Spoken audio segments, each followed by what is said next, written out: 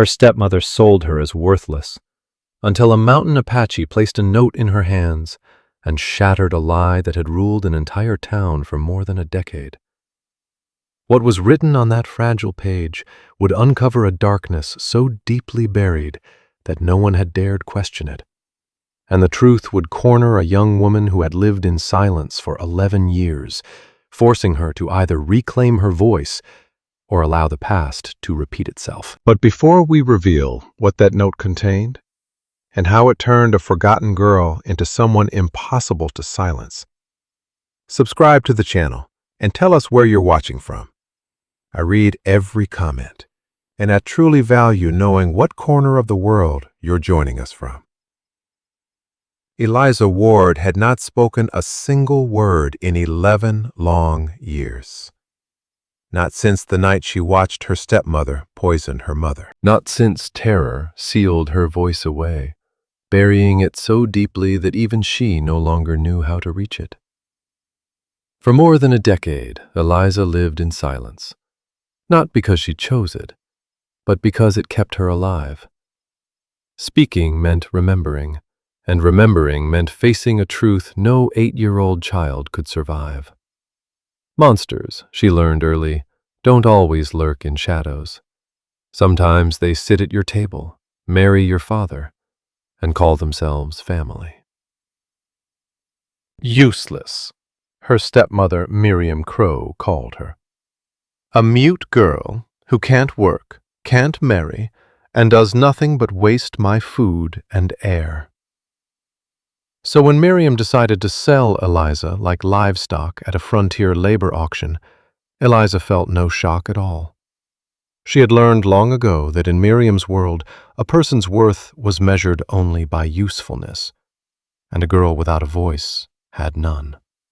What Eliza could not have known, standing humiliated on that wooden platform, was that someone had been searching for her for 11 years. That her mother's final act had not been a scream or a prayer, but something far stronger. A letter.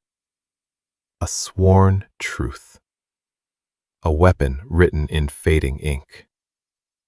And the mountain Apache, who was about to buy her freedom, carried that letter close to his chest, waiting for the moment he could place it into the hands of a girl who had lost everything. This is the story of how silence became endurance, how a single note became justice, and how a woman without a voice learned that sometimes the strongest truth is the one written, not spoken.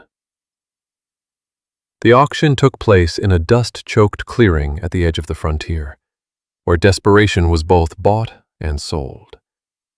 On paper it was legal. Contracts for service, they called it. Indentured labor. But everyone there understood the truth.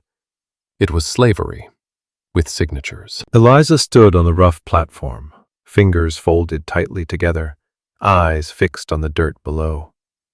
She had learned never to invite pity, and never, ever, Miriam's anger. Next item, the auctioneer announced, scanning his ledger. Eliza Ward, 19 years old, healthy, literate, female, mute. She's completely silent, Miriam cut in sharply from the crowd, her voice polished and rehearsed. Hasn't spoken in 11 years. She can read and write, yes, but what good is that when she can't take verbal orders or speak to customers? A ripple of murmurs passed through the onlookers. Interest faded instantly from several faces. Does she understand what's said to her? Someone asked. Oh, perfectly, Miriam replied. She hears just fine. So she isn't stupid, just silent, Miriam added coldly, as if it were a moral failing. My late husband and I tried everything. Doctors, prayer, even a traveling healer. Nothing worked. The girl simply refuses to speak. Shame burned in Eliza's chest. This was the story Miriam had told for years, that Eliza's silence was stubbornness, defiance, a flaw of character. Not what it truly was. Trauma so deep it severed the bond between thought and voice. "What's she good for, then?" a farmer asked bluntly. "Housework," Miriam shrugged. "Cleaning, sewing. She can follow written instructions, but she can't work a counter or serve customers." "And marriage?" She laughed sharply. "What man wants a wife who can't speak?" "I'm being honest about her limitations," Miriam continued. "That's why I'm willing to let her go cheap. 2 horses and some supplies. Just enough to cover what she's cost me this past year." Eliza wanted to scream, to tell them she had worked herself raw, cooking, scrubbing, mending, while Miriam entertained wealthy suitors in silk dresses. But Eliza could not speak. And Miriam was selling her now only because one of those suitors had proposed, and a silent stepdaughter no longer fit into Miriam's future. "Do I hear an offer?" the auctioneer asked, already resigned. Silence answered him. "1 horse," someone finally muttered, a bid so low it stung worse than no bid at all. "Come now," the auctioneer urged. "She's literate." "For what?" the man snapped. "Teaching requires speech." "Bookkeeping is men's work," another scoffed. Something inside Eliza collapsed. Even here, at the bottom, she was unwanted. Then a voice rose from the back of the crowd, calm, clear, unaccented. "3 horses," the man said, "plus supplies, flour, salt, dried meat, and the bolt of good fabric." The clearing went still. Eliza lifted her eyes for the first time and saw him. He stood apart from the others, tall and steady, his presence unmistakable. A mountain Apache, quiet, watchful, and for reasons she could not yet understand, looking directly at her. It was obvious the moment he stepped forward, by the cut of his clothes, the steadiness in his posture, and the way he held himself apart from the white crowd without apology. He was tall, likely in his early 30s, with dark, thoughtful eyes that seemed to notice what others ignored. "3 horses for a mute girl?" the auctioneer asked, startled. "I'm paying the fair price," the Apache man replied evenly, "for a literate woman who's been dismissed her entire life." Miriam Crow moved fast, sensing the opportunity. "Sold," she said sharply, "to the—" She hesitated, carefully avoiding a word that might make him reconsider. "To the gentleman. Transaction complete. No returns." The deal closed quickly. Horses were claimed, supplies counted, and hands exchanged coin without ceremony. Eliza Ward was guided down from the platform before she could fully grasp what had happened. Her few belongings, a faded dress, a thin shawl, and a small journal she had kept hidden from Miriam, were pressed into her arms. "Come," the Apache man said softly.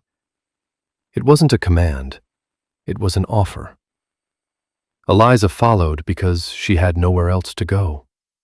Because anywhere was better than Miriam's house. Because even if she didn't know why this stranger had paid so much for her, at least it was movement, change. They walked quietly to his horse. He helped her into the saddle with careful hands that never lingered, then mounted behind her. Together they rode away, from the auction grounds, from Miriam's satisfied stare, from the only life Eliza had known for 11 years. They traveled for nearly an hour. He said nothing. Eliza's thoughts ran wild with questions she couldn't voice. Where were they headed? What did he expect of her? Why had he valued what Miriam had called worthless? As the sun dipped low, he guided the horse to a stop beside a narrow stream. He dismounted, helped Eliza down, and motioned for her to sit on a fallen log. She did, watching cautiously as he reached into his leather saddlebag. This was it, she thought, the moment the truth would surface. Instead of chains or weapons, he withdrew an envelope, aged, yellowed, sealed with cracked wax. He held it out to her. Eliza stared, confused. Your mother wrote this, he said quietly. 11 years ago, before she died. She gave it to her brother, your uncle, and made him swear to deliver it when you were old enough to understand. Eliza's hands trembled. She reached for the envelope but couldn't close her fingers around it. Caleb Ward died 2 years ago, the man continued gently. Before he passed, he made me promise to find you, to give you this. He placed the envelope into her shaking hands. My name is Koda. Your uncle was my closest friend. I've been searching for you for 11 years. Eliza lowered her gaze to the envelope. Her mother's handwriting, faded but unmistakable, covered the front. For my daughter Eliza, when she is old enough to know the truth. Her fingers broke the seal. Inside were 3 pages filled with careful, deliberate script. And as Eliza began to read, the world she thought she understood fell apart. My dearest Eliza, the letter began. If you are reading this, then I am gone, and you are finally old enough to know what truly happened. I pray you have grown strong. I pray you have found your voice again. But if you have not, if the horror you witnessed stole your words, know this: your silence was never your fault. You saw what Miriam did to me. You saw her pour poison into my tea. You were 8 years old, hiding behind the door. When I collapsed, you screamed once, and then Miriam found you. She told you that if you ever spoke of what you saw, she would do the same to you. I know that was the night your voice disappeared. Eliza, my sweet girl, you must know the truth. Miriam married your father for his land, the land he inherited from me. Apache land, water access, mineral rights worth more than she ever let on. When I refused to sign it away, she chose to remove me. This letter is my sworn testimony, signed, dated, and witnessed by my brother. It proves Miriam Crow is a murderer. It proves you are the rightful heir. And it proves that even in silence, you always knew the truth. Find your voice, Eliza. Use it to claim justice. Use it to reclaim what is yours. Use it to make sure Miriam never harms another soul. You were never useless. You were surviving. You are not broken. You are a survivor who learned how to stay alive beside a monster. I love you beyond this life. Your mother, Ruth Ward. Eliza read the letter once more, then again, and again. By the 4th time, the wall that had held back 11 years of silence finally gave way. She still could not speak. Her voice remained buried somewhere unreachable. But tears found their way out. They came hard and violent, shaking her entire body as grief poured through her, not only for her mother, but for the small girl who had buried her voice just to survive. Koda did not rush to her side or try to quiet the storm with words or touch. He stayed close, watchful, steady, giving her room to break without fear. When Eliza's sobs finally faded into uneven breaths, she lifted her swollen eyes toward him. From her bundle, she pulled out her journal and a pencil. Her hands trembled as she wrote. She killed my father too, didn't she? Koda read the words and nodded slowly. We believe so. Samuel Ward died 6 months after Miriam Crow married him. They said it was a fall from his horse. He paused. But Miriam inherited everything. Eliza wrote again, sharper this time. The land, the rights, the money. Koda inclined his head. She hesitated, then wrote the question that pressed hardest against her chest. Why did you look for me? Because Caleb Ward made me promise, Koda said quietly. Because your mother's words deserve to be heard. He paused, weighing the rest. And because for 11 years, I kept thinking about an 8-year-old girl watching her mother die, too terrified to speak. No one should carry that alone. Eliza stared at him. This man who had searched for her for more than a decade. Something shifted inside her chest. Not her voice, that was still locked away. But something else. Something that felt like hope. She wrote again. What happens now? Koda met her eyes. Now we go to my people, to the mountain, your mother's tribe. He stood and extended his hand. We decide how to use this letter to bring a murderer to justice and return what was taken from you. You don't need to speak to be heard, Eliza, he added gently. Your mother gave you a voice through her words. I'll help you use it. Eliza placed her hand in his and let him pull her to her feet. The letter stayed clenched in her other hand, proof, testimony, a weapon. For 11 years, fear had silenced her, but her mother's truth had armed her with something stronger than speech. Truth had a voice of its own. The journey to the mountain Apache lands lasted 3 days. In that time, Eliza learned more about Koda than she had learned about anyone since her mother died. He spoke constantly, not expecting replies, but filling the silence as if to remind her that connection did not depend on sound. He told her about Caleb's fierce devotion to his sister, about his failed attempts to claim Eliza legally, blocked each time by Miriam's manipulation of white law. He described the mountain people, their loyalty, their protection of their own, and how they had accepted him despite his different lineage, because he had proven himself through action.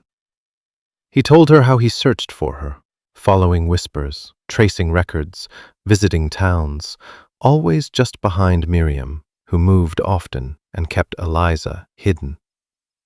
Eliza listened and wrote replies in her journal, which Koda read with patience. Their exchanges were slow, deliberate, but more intimate than any spoken conversation she'd known. Writing forced honesty. It stripped thoughts down to what truly mattered. On the second night, seated beside a campfire, Eliza finally wrote the question she could no longer hold back. Why are you doing this? You didn't know me. You owe me nothing. Koda stared into the flames for a long moment before answering. Your uncle saved my life once. I was injured, being hunted. He didn't know me. Didn't owe me anything. Koda's voice was steady. He hid me, treated my wounds, helped me escape.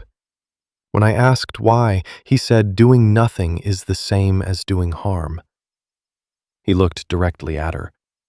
I couldn't do nothing.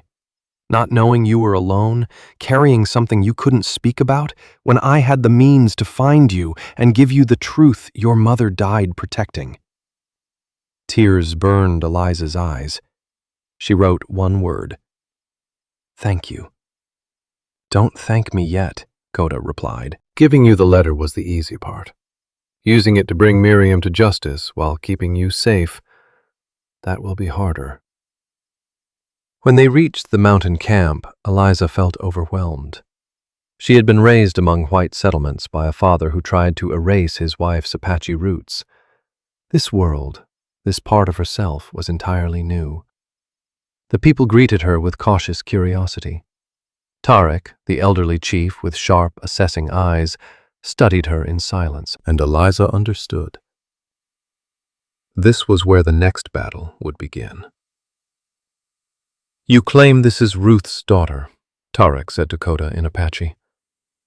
Eliza couldn't understand the words, but she heard the doubt beneath them. "It is," Koda answered. "She has her mother's eyes, her mother's bearing." Koda then produced the letter, Ruth's written testimony. Several elders took turns reading it, their faces darkening line by line. At last, an elderly woman stepped forward. "My name is Sona," she said slowly, her English careful. "I helped bring you into this world. I remember your mother's happiness." She studied Eliza with quiet intensity. "I remember your father's fear when he learned you were a girl. He wanted sons. I remember when Ruth left to marry a white man and how we warned her. And I remember when Caleb Ward returned, broken, telling us Ruth was dead and you were gone." Sona lifted her hand and gently touched Eliza's cheek. "You have her eyes," she said softly. "But where is your voice, child? Ruth sang like a bird." Eliza instinctively reached for her journal, but Koda spoke before she could write. She witnessed her mother's murder. The shock stole her voice. She hasn't spoken in 11 years. A low murmur moved through the gathered people. Sona's expression changed from doubt to recognition. "A trauma wound," she said. "I've seen this before. Spirit shock." She turned slightly, addressing the elders. "The body protects itself by silencing what caused danger. In her case, a voice that would have screamed." Sona looked back at Eliza. "This is Ruth's daughter, I am certain. And she needs healing. Not only justice, but the healing of her voice." In the weeks that followed, Eliza slowly settled into life among the people. Everything felt unfamiliar, overwhelming at first, but unexpectedly safe. No one pressed her to speak. They accepted her silence, her writing, her gestures. Koda taught her Apache sign language, a precise, elegant system once used by warriors to communicate during hunts. Eliza embraced it eagerly, finally finding a way to express herself that felt right. But whenever she tried to speak aloud, nothing came, not even a breath of sound. It was as if that part of her had died the same night her mother did. Sona led several healing rituals. "The voice is still there," she insisted. "It's only trapped." "What unlocks it?" Koda asked. "Only she knows," Sona replied, watching Eliza closely. Something frightened it into hiding. Something else must call it back. Then troubling news arrived from the white settlements. Miriam Crow had reported Eliza as kidnapped by savage Apache. "She's playing the grieving stepmother," Koda said grimly, winning sympathy and securing her legal claim to Eliza's inheritance. "If she convinces authorities that you were taken against your will and declared incompetent, she can have you pronounced legally dead." "Then everything becomes hers," Eliza wrote quickly. "We have the letter," she added. "We have proof." "We have an 11-year-old letter from a dead woman," Koda replied gently. "And we have you, a mute girl who cannot testify. Miriam will claim the letter is forged. She'll say you're unfit, that we're controlling you." "So what do we do?" Eliza wrote. "We need you to speak," Koda said.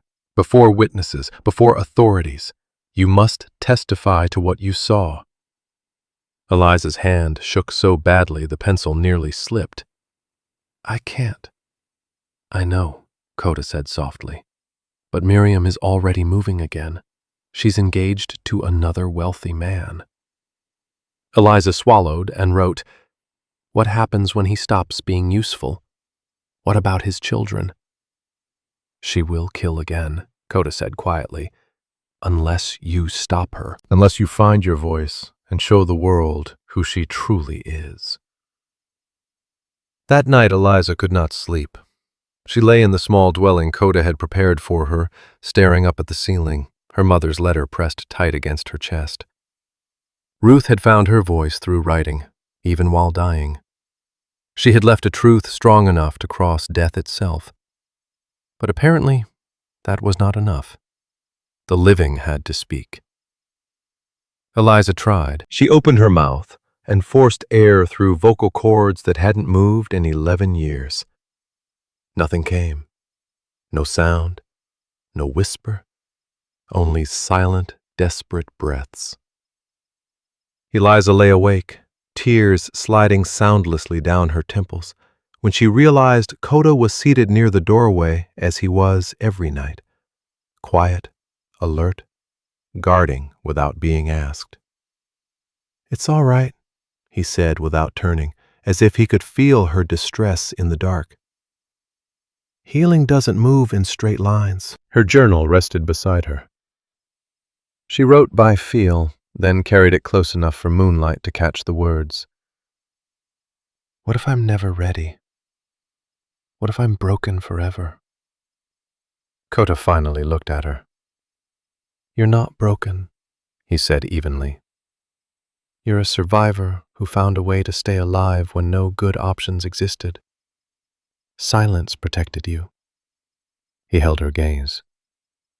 "But you're safe now, Eliza. And your silence is protecting Miriam Crow instead. So you'll have to choose which matters more." "Your comfort," he added. "Or justice for your mother." The truth cut hard, but it was still the truth. Eliza wrote quickly. "I want justice. I want her to pay. I want to stop her. I just don't know how to make my voice work." "Then we practice," Koda said simply. "Every day. No pressure. Small sounds. Just effort." And so they began. Each morning, Koda sat with Eliza and guided her through exercises Sona had taught him. Controlled breathing, humming, shaping air. Eliza managed sighs, small gasps. Nothing close to words, but something where there had been nothing for 11 years. Motion, where there had only been stillness. Slowly, through daily practice, through written conversations, through the quiet hours when Koda read aloud and Eliza followed silently, her lips forming words without sound, something else began to grow. Not only her voice. Connection. Understanding. The rare feeling of being fully seen by someone who did not require her to speak to know her. One evening, after a session that ended in nothing more than a broken exhale, Eliza wrote in her journal, "Why do you have so much patience with me?" Koda smiled faintly. "Because you're worth it," he said. "Because your mother loved you enough to die, leaving proof of what was done to her. Because Caleb Ward loved you enough to bind my life to finding you." He hesitated. For the first time, Eliza saw something unguarded cross his face. "And because," he continued quietly, "somewhere along the years I spent searching, I stopped doing it only for your uncle. I wanted to know what kind of woman could survive what you survived." He paused, as if realizing he'd gone further than intended. Eliza's heart raced. She wrote again. "And now that you know me?" "Now that I know you," Koda said, meeting her eyes, "I know you're stronger than any warrior I've ever stood beside. And I'm honored to be here while you find your voice." Eliza stared at the page, at the weight of words that felt like more than duty, more than kindness. She wrote something she had never written before, something she had barely allowed herself to think. "I'm glad you found me." Koda reached out and touched her hand, briefly, respectfully, enough for her to feel the warmth of his palm, the roughness earned from years of training, the steadiness of someone who would not let her fall. "So am I," he said softly. Their moment did not last. At dawn, scouts arrived with news that tightened the camp with alarm. Miriam Crow was coming, with 20 armed men, a territorial marshal, and a doctor prepared to declare Eliza mentally unfit. The fight for Eliza's voice, her inheritance, and her future had arrived. She would have to choose: remain silent and protected, or risk everything to speak the truth buried for 11 years. Miriam arrived like a storm, loud, disruptive, impossible to ignore. Eliza heard it before she saw it. Raised English voices, Apache responses edged with warning, the heavy sound of many horses. She stepped outside to find the camp ringed by armed white men, tension thick enough to taste. And at the center stood Miriam, dressed in fine mourning clothes, grief worn like costume. "My poor Eliza," Miriam cried when she spotted her, rushing forward with practiced anguish. "Thank the Lord you're alive. I've been sick with worry." Eliza recoiled instinctively. After weeks of safety, seeing Miriam again felt like plunging into ice. Old fear surged back, sharp and suffocating. Koda stepped forward at once, placing himself between them, and the reckoning began. "She's not leaving with you," Koda said, his stance firm. "She absolutely is," replied the man in the marshal's coat. "I'm Elias Boone, territorial marshal. Miriam Crow has reported her stepdaughter kidnapped. We're here to return the girl to lawful custody." "I didn't kidnap her," Koda answered calmly. "I purchased her contract at a public labor auction, witnessed by dozens." "A transaction made under coercion," Miriam cut in smoothly. "Eliza is simple, mute. She cannot consent." The word simple burned through Eliza's chest like fire, as if silence meant stupidity, as if trauma equaled incompetence. She snatched her journal and wrote with furious strokes. "I consented. She sold me. I chose to leave." Koda raised the journal for the marshal to see. "She communicates in writing. As you can clearly observe, she expresses her own will." Boone barely glanced. "Anyone can write what they're told. Without spoken testimony, I can't confirm she's acting freely." "I have her mother's letter," Koda pressed, "written 11 years ago, a sworn account of Miriam's crime." "How convenient," scoffed the man beside the marshal, older, dressed in a physician's coat. "A letter surfaces after 11 years? He stepped forward. "I'm Dr. Calvin Moore. I'm here to assess Miss Ward's mental fitness." Eliza's hands shook as she wrote again.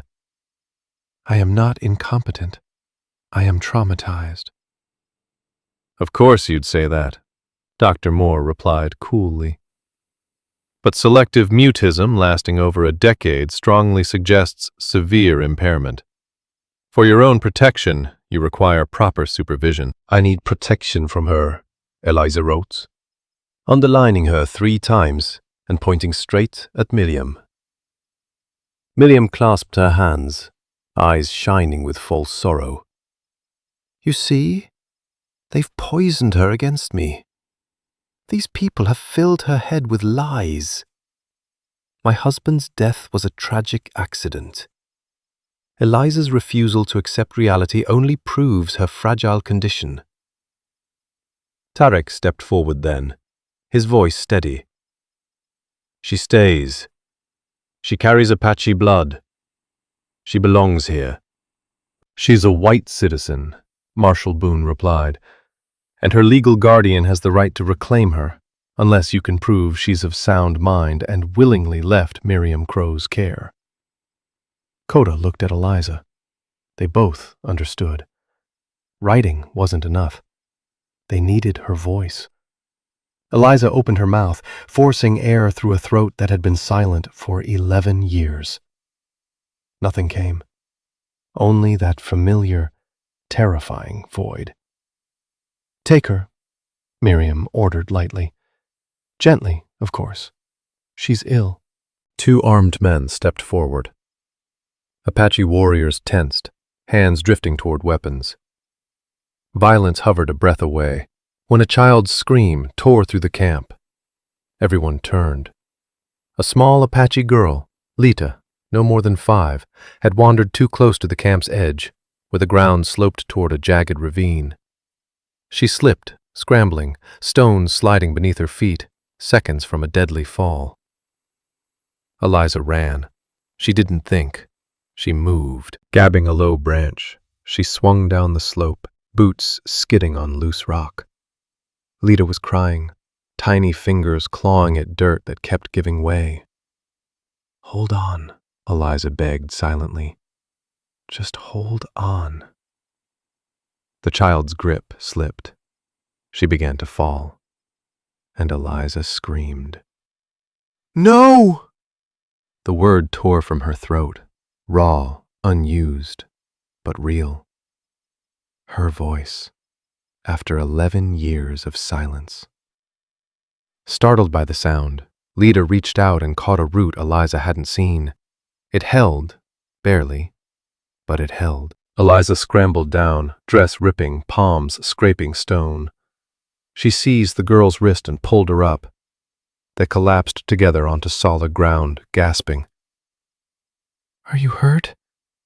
Eliza whispered, her voice cracking with disuse. Are you all right?" Lita stared at her, eyes wide with awe. "You spoke." Eliza stared back, just as stunned. She had. "I did," Eliza said. Then Lita threw her arms around her, and Eliza was laughing and crying at the same time, breathless with shock and relief. Koda was there in an instant, hauling both of them back from the ravine. His face held a rare mix of awe and sheer relief. When they returned to the center of camp, every eye was fixed on Eliza. She had spoken.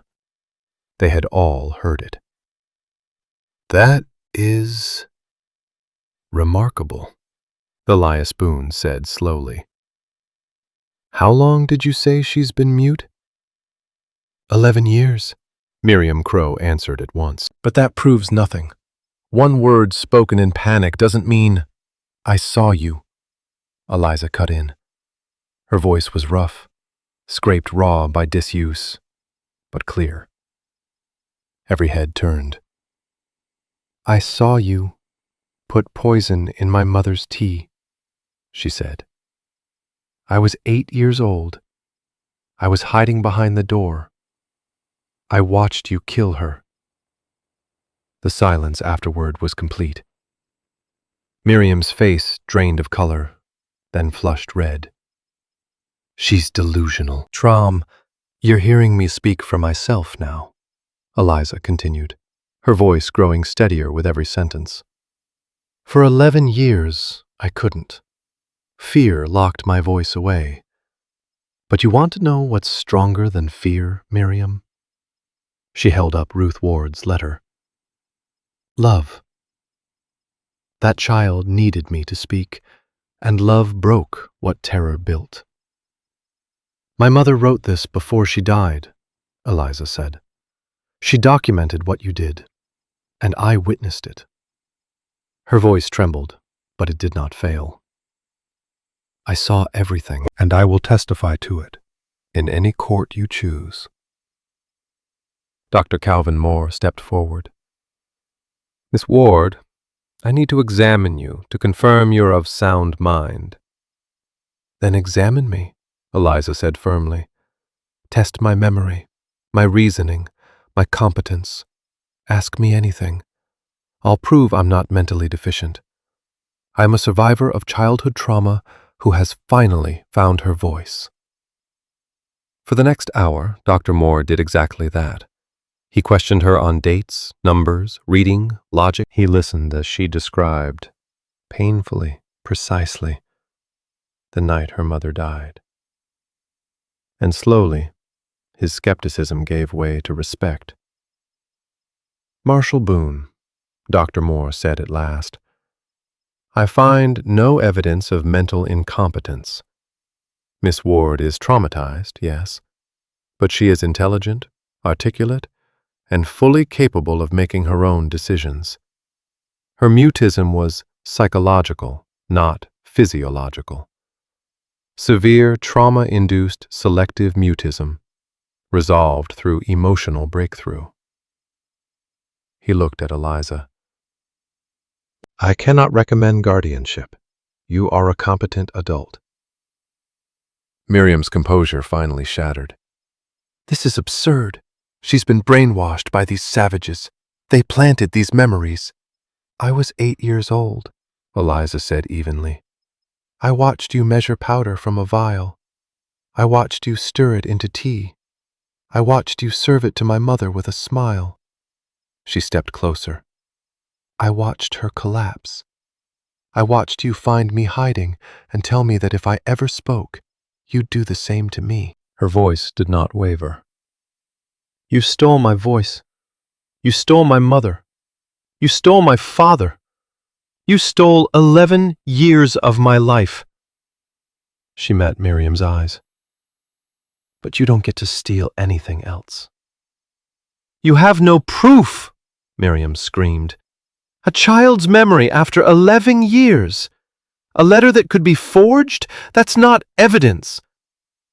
"Actually," Koda said quietly, "there may be more." He nodded to one of the elders. A small wooden box was brought forward. Inside lay a glass vial, sealed, carefully preserved. "Your uncle found this," Koda explained softly to Eliza. "Hidden among your mother's belongings, in a place only she would know. He kept it, just in case." Koda lifted the vial. "Poison, residue still present. And Miriam's name is written on the bottom, from when she purchased it at the pharmacy." Miriam lunged for it. Marshal Boone caught her arm. "Mrs. Crow," he said grimly, "I think you need to come with me. We have questions to ask in town." "This is a trap," Miriam shrieked. "They planted that." But her protests rang hollow now. As Boone led her away, Miriam twisted around one last time and stared at Eliza. And for the first time, she was the one who looked afraid. "You're nothing," Miriam Crow hissed as she was pulled away. "You're still that useless, mute girl no one ever wanted. Speaking won't change that." Eliza Ward met her eyes without flinching. "I was never useless," she said evenly. "I was surviving." There was a difference. When they were gone, Miriam in Elias Boone's custody, the armed men dispersing, the tension finally draining from the camp, Eliza felt her legs begin to tremble. The adrenaline ebbed, leaving her shaky and exhausted. Koda guided her gently to sit. "You did it," he said quietly. "You found your voice." "I didn't think I ever would," Eliza whispered. "For 11 years I tried. And then that child was falling and She swallowed. The word just came out. "Love is stronger than fear," Sona said, approaching them. "I told you the voice needed a reason greater than terror to return. Saving that child was greater." Eliza looked around, at the people who had taken her in, at Koda, who had searched for her for 11 years, at the children nearby, including Lita, alive and laughing. "What happens now?" Eliza asked. "Now," Tarek said, "we take this evidence to the white authorities. We ensure Miriam faces justice for what she did, and we restore what was stolen from you, your inheritance, your land, your future." Eliza nodded. But there was something else she needed to say. She turned to Koda, the words that had been building for weeks finally finding breath. "Thank you for finding me, for giving me my mother's letter, for helping me find my voice. I don't know how to repay that." "Don't," Koda interrupted gently. You don't repay what's freely given.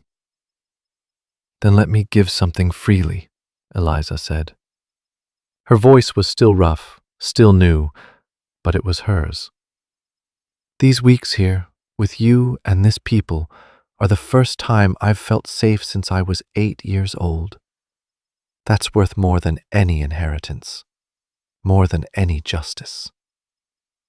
Koda smiled, an open, genuine smile that softened his usually guarded face. Then stay. Not because you were bought. Not because you owe anyone. Stay because you choose to. Eliza thought of the world beyond the camp, the settlements that had labeled her useless, the stepmother who had treated her as an obstacle, a society that valued speech over truth. Then she thought of this place, where silence had been respected, where writing had been honored, where her recovered voice was welcomed but never demanded. I choose to stay, she said, at least until the legal matters are settled. She hesitated. And after that, we'll see. If you'll still have me. We will, Sona said firmly. You are one of us now. Apache blood, Apache heart. Tears slid down Eliza's cheeks, but for the first time in 11 years, they were tears of relief, not grief. She had her voice.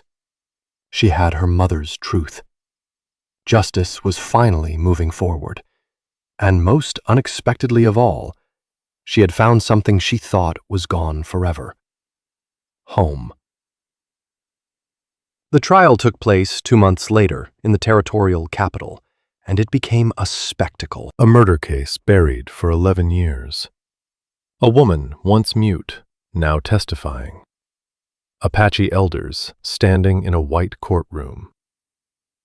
Eliza stood before Judge Nathan Hale and told her story, every part of it.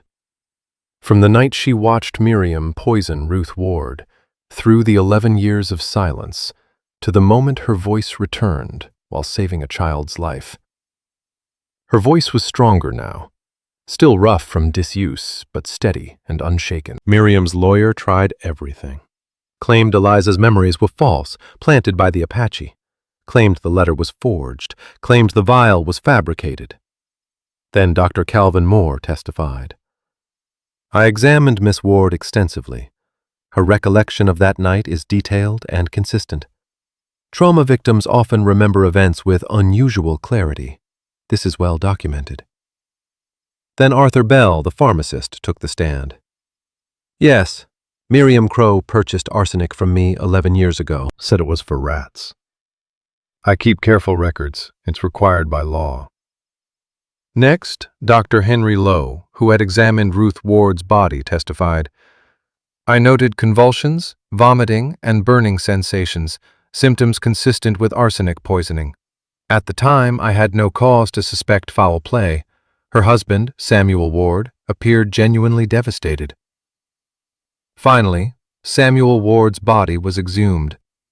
Traces of arsenic were found in his bones, Proof that Miriam had murdered him as well, 6 months after marrying him. The verdict came after 3 days. Guilty on 2 counts of murder. As Miriam Crow was led away, she looked back at Eliza one final time. There was no defiance left in her face, only defeat. You were supposed to stay silent, Miriam muttered. That was the deal. You stay silent, you stay alive. I did stay alive, Eliza replied calmly. And then I learned how to live. There was a difference. After the trial concluded, Judge Nathan Hale asked Eliza Ward to step into his chambers. Miss Ward, he said, folding his hands, the lands your mother left you are considerable. Mineral rights, water access, grazing acreage. You are, by any standard, a wealthy young woman. Eliza considered the weight of that word. Wealth. Not the money itself, but the power behind it. what it could shape, what it could protect. "I want to build something," she said at last. "A school, on part of the land, For Apache and white children together. 2 languages, 2 cultures. The judge lifted an eyebrow. "That's unconventional. Most white families won't send their children to be educated alongside Indians." "Then they don't have to," Eliza replied without hesitation. "But I believe there are families on both sides who want their children to understand each other, instead of fearing each other." Outside the chambers, Koda was waiting. When she told him her plan, he smiled. "A school," he said quietly. "Your mother would be proud." "She taught me to read and write when I was 4, Eliza said. "She told me education was freedom. I want to pass that freedom on." In the months that followed, they built it. A simple schoolhouse set on the border between Apache lands and white settlements. It belonged fully to neither world, and because of that, to both. On the first morning, Eliza stood inside the doorway, nerves twisting tight. What if no one came? What if her idea was naive? Then children began to arrive. 5 Apache children, 7 white children, 3 mixed-blood children who never quite belonged anywhere. 15 faces in total, watching her with cautious hope. Eliza stood before them. Her reclaimed voice still felt unfamiliar in her throat, but it held. "My name is Miss Eliza," she said. "For 11 years I could not speak, but I could read. I could write." She looked around the room. "Those skills saved my life. They gave me a voice when I had none. They gave me strength when I felt powerless. That is what I want to teach you. How to find power in words, in learning, in understanding." She gestured to the board behind her, where she had written greetings in 2 languages. Hello in English. Hello in Apache. We will learn both here, because understanding begins with communication. And communication, she added, is not only speaking. It is reading, writing, listening. A white boy raised his hand. "Miss Eliza, is it true you couldn't talk for 11 whole years?" "It's true," she answered. "Why?" Eliza paused. "Because something terrible happened when I was young, and silence felt safer than speaking. But here's what I learned. Silence can protect you, but it can also trap you. Knowing when to be silent and when to speak, that's wisdom." As months passed, the school grew. Word spread about the teacher who had once been mute, and the classroom where worlds met instead of colliding. More children came. Eliza brought Nira to teach traditional Apache skills: beading, weaving, storytelling. She hired Clara Finch to teach mathematics and science. Yet Eliza's own role shifted into something she hadn't anticipated. She became a scribe. Seeing how carefully Eliza recorded everything, the Apache elders began asking her to write down their stories. Legends once carried only by voice. Histories, plant knowledge, medicines, customs that risked disappearing as elders passed on. Eliza wrote all of it. 3 full volumes in the first year, written in Apache and English, illustrated with drawings, maps, careful notes. One evening, Koda watched her working by candlelight in the small house they now share. "You're building a library," he said. Eliza flexed her aching fingers. "I'm building a monument. To my mother who taught me these skills. To your people whose stories deserve to survive. And to every voice that's ever been silenced." She touched her throat, a habit she still had. "I know what it is to lose your voice. I won't let an entire culture lose theirs. Koda moved behind her, gently easing the stiffness from her hand. You've done more in 1 year than most people do in a lifetime. I had 11 years of silence to make up for, Eliza said softly. You don't owe anyone anything, he replied. You've already given enough. I'm not doing this because I owe it, Eliza said, turning to face him. I'm doing it because it matters. Because these children deserve knowledge. Because these stories deserve to be remembered. She paused, finally finding the words. Because now I understand what my mother meant when she said education is freedom. Not just the freedom to read, but the freedom to know who you are, where you come from, and what you're capable of becoming. As the seasons passed, the bond between Eliza Ward and Koda grew into something neither had planned, yet both had come to treasure. It wasn't sudden or dramatic. It was steady, earned, rooted in shared survival and chosen trust. When they married, the ceremony was simple, honoring both Apache customs and white frontier traditions, because that was who they had become. People who stood with one foot in each world. When Eliza later realized she was with child, fear returned in a quiet form. She wondered if her voice would remain, if the trauma that had stolen it once might reach out again and claim it back. But the first night, she held her newborn son and sang to him, first in Apache, then in English. She understood something profound. Her voice was no longer fragile. It was hers. Not because it had been restored by others, but because she had fought for it and claimed it herself. 8 months after the trial, Eliza stood at the front of her classroom, watching 15 children bent over their slates, carefully forming letters. Along the walls hung words in Apache and English, side by side. Children's drawings illustrated shared stories. A hand-drawn map showed Apache lands and white settlements together, with no dividing line between them. Through the open doorway, Eliza could see Koda teaching the older children how to ride, how to read tracks, how to listen to the land. Knowledge passed down through his people as naturally as reading had come from hers. On her desk rested 3 bound volumes of recorded Apache oral histories, a 4th nearly finished, and a letter from Governor Silas Grant, praising her work and asking if she would train other teachers in her methods. She touched the letter from her mother, written 11 years earlier, still folded safely inside her journal. Her mother's voice preserved in ink, her truth finally heard. As she lowered her hand, a student raised theirs. Miss Eliza, The child asked.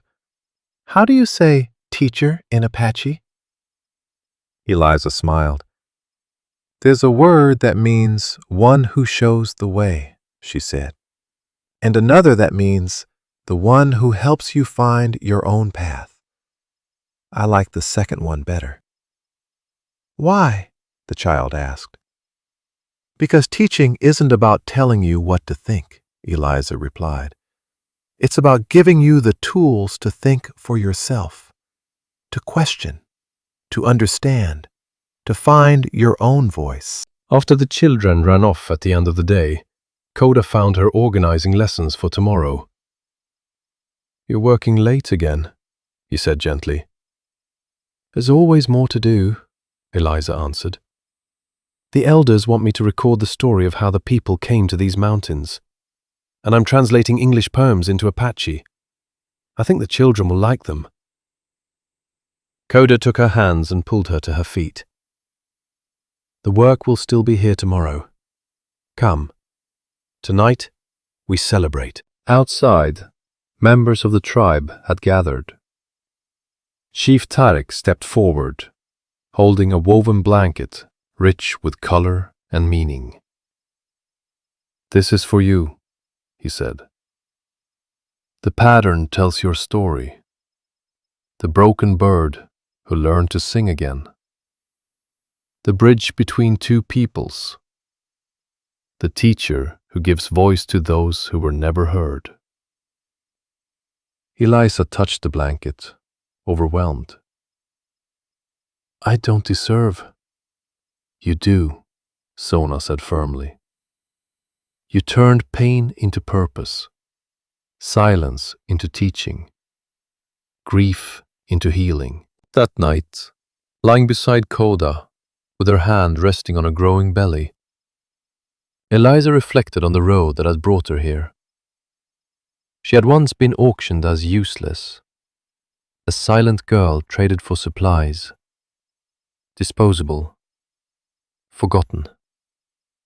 And yet everything had changed, not because of what was taken from her, but because of what she chose to reclaim. The letter hadn't given her a voice. It had given her the truth. She had given herself the voice. She had chosen to speak, chosen to teach, chosen to build something lasting from the wreckage of trauma. "What are you thinking?" Koda murmured. "That I'm grateful," Eliza said softly. "For you, for finding me, for that letter, for this life." "The letter was only paper and ink," he said.